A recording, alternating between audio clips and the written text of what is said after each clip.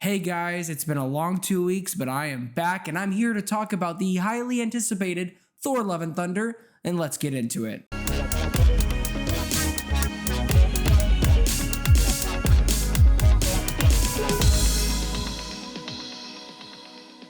Hey guys, my name is Joseph Curtis, and if you love movies just as much as me, you have come to the right place. Now do me a huge solid and click that like and subscribe button today. Now, also, if you want to follow me on the following social platforms, that would be great as well. Now, with that out of the way, let's talk about Thor Love and Thunder. Thor enlists the help of Valkyrie, Korg, and ex-girlfriend Jane Foster to fight Gorr the God Butcher, who intends to make the gods extinct. Now, when I heard Christian Bale was going to be cast into this film, I was losing my mind. Yeah, I saw the set photos and looked a little weird at first, but then I realized who Gorr the God Butcher was, and the idea of this character sounded so compelling. And when you get a guy like Christian Bale behind this project, and he hasn't done a superhero film since 2012, you have my attention. First things first, let's talk about the things that worked with Thor Love and Thunder.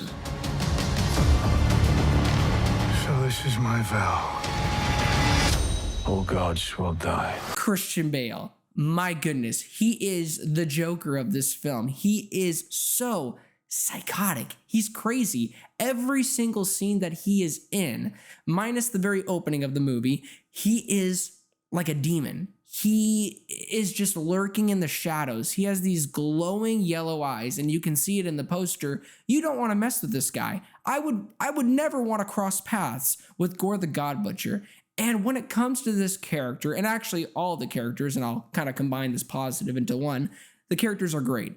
Thor's great. Jane Foster, Natalie Portman is back and better than ever as the mighty Thor. Taika Waititi really knew how to bring this character on the large screen.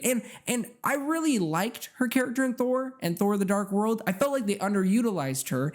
And with this version of Jane, they really knew how to propel her, not just as, Dr. Jane Foster, but this character that can be more than just that stigma of what her character has been before and what she's able to do, especially as Mighty Thor. And of course, Chris Hemsworth is just owning this role. He's chewing up the scenery. He is really becoming like, how people saw Hugh Jackman as Wolverine? That is Chris Hemsworth with Thor. Chris Hemsworth really brought it in this film with his charisma, with his acting talent. When the moments needed to be stupid hilarious, he was freaking hilarious. When the moments had to be heartfelt, you really felt the heartstrings.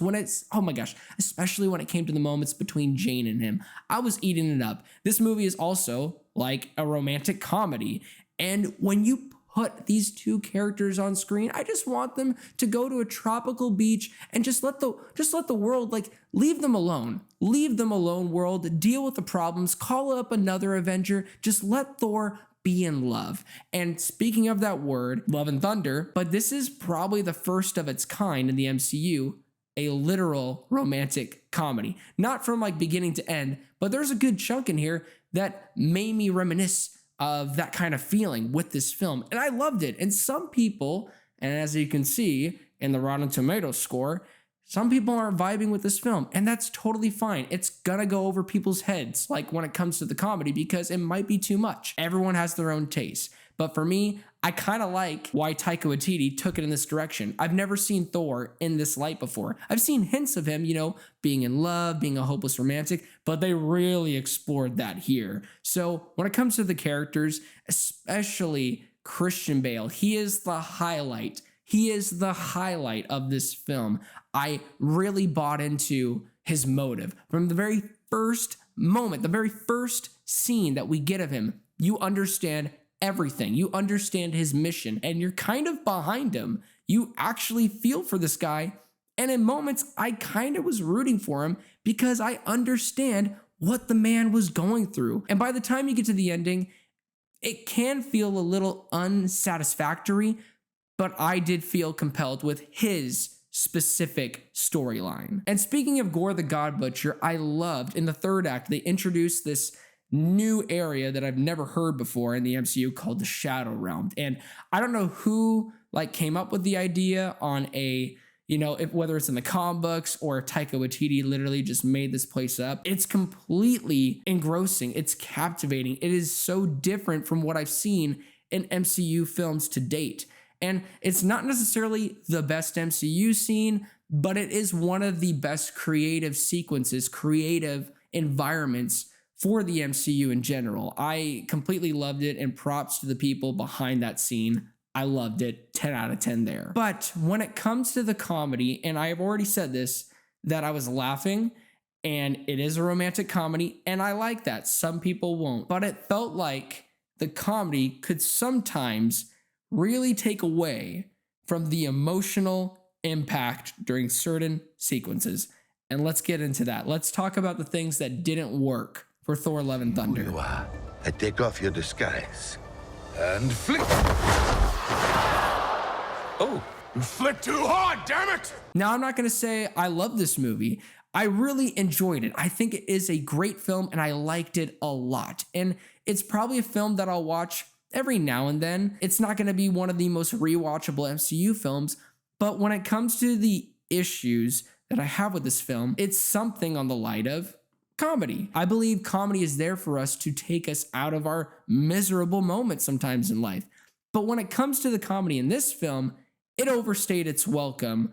Not a lot, but during pivotal moments, especially in the third act. There is a certain sequence between Thor and Jane and Gore. Won't get into any more details other than that, but there's this pivotal moment, and I felt like I was so up and up and up, laughing, having a great time. Oh my gosh, this is incredible. Ha ha ha, ha ha ha, ha ha ha. Oh, I need to be serious. Okay, I need to cry right now. And I'm not gonna lie to you guys, the moments where I was supposed to feel that impact, I slightly did feel it. I'm not gonna say I didn't, but I'm a guy who loves to cry in his movies. Yeah, I said it. I love to cry. I didn't shed a tear during the moments where I needed to. And I felt like the reason for that, this is such a fun and lighthearted film. And when you're trying to pull back from the comedy in such a jarring way, I'm not gonna feel that emotional impact the way I should. I felt like Taika Waititi took all of the arrows and shot them up in the air to see what would stick. And the negative is, he didn't withhold any of the arrows. He decided to just throw it all up there to see what would happen. And you have audiences that are gonna be like, yeah, I thought it was entertaining and hilarious from beginning to end. Then you have other people that will be like, that was way too much. Like 75% of it just did not work for me. Too much Taika, please stop it with the comedy. Can you just let it be serious? And then you'll have me. Taika, I love what you did, but you could have, just hold back the arrows a little bit. Just let the serious moments happen. Let it breathe. Let me cry. Let me feel it. But I still dug what I got. And at the end of the day, I just wanted more of Gore. He was so stinking good in this film. And he's truly one of my favorite parts of this film. He was the highlight. And guys, Thor: Love and Thunder, it's a fun ride. It's not the best MCU film. It's nothing groundbreaking. It's not changing the game. It's not pulling all of these things together to tease for the next big film. And that's something that I want to, before I give my score, here's a little rant. I hated when fans said this. Yeah, it just feels like all these superhero movies are just, forgetting to have a plot, forgetting to have a good narrative, and they're just focusing so much on connecting to bigger films like BVS. What was that? Dawn of Justice. It was basically just a tease for the Justice League. Ugh, I hate that. Or Infinity War. It's just a teaser for a better film. Like, oh my gosh. And then you have Marvel fans, not just Marvel fans, in general, superhero movie fans, but specifically for the case, I'll say MCU, where they're like, yeah, so it just feels like, there's too much of a good plot and not enough teases for the next Avengers film or Fantastic Four sequel, or, where the heck's Moon Knight at? Like, I didn't see a tease with Oscar Isaac showing up at the end. Like, what the heck do you want? Do you want a good story, or do you want just teases of films? But I don't need that. I just need a good film, and I got a good film. So, MCU fans, superhero movie fans, what do you want? Tease of films, or do you actually want a good narrative plot of a film? make up your mind. Anyways, Thor Love and Thunder gets a solid 8 out of 10. Hey guys, thank you so much for watching my review. It really means a lot. Please don't forget to like and subscribe. And also, most importantly, do not forget to be blessed.